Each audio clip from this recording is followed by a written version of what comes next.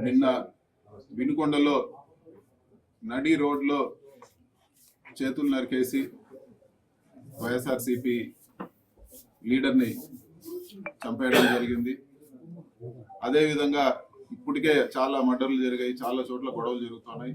పుంగనూరు నియోజకవర్గంలో రాజకీయంగా అక్కసు పట్టలేక రాజకీయ కక్షతో ప్రశాంతంగా ఉన్న పుంగనూరు నియోజకవర్గంలో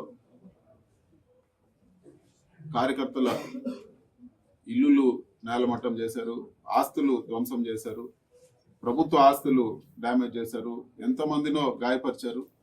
అదేవిధంగా ఒక ప్రజాప్రతినిధిగా ఎంపీగా ఇక్కడ ప్రశాంతమైన పుంగనూరులో ఈరోజు ప్రజల దగ్గరకు వస్తే కావాలనే అడ్డుకొని కావాలనే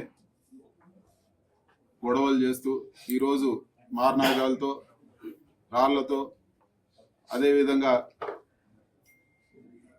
ఇంటిపైకి మన గౌరవ పెద్దలు రెడ్డప్ప గారి ఇంటికి వస్తే ఈరోజు ఇంటిపైకి వందలాది మంది వచ్చి దాడులు చేసి ఈరోజు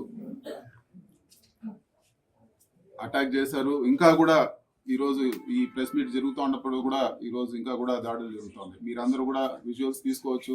ఈరోజు బళ్ళన్నీ కూడా ఏ విధంగా చేస్తారు, ఎన్ని రాళ్ళు తీసుకొచ్చారు, ఏ విధంగా ఆయుధాలతో చేస్తారు, చుట్టుపక్కల అందరూ కూడా ఉన్నారు.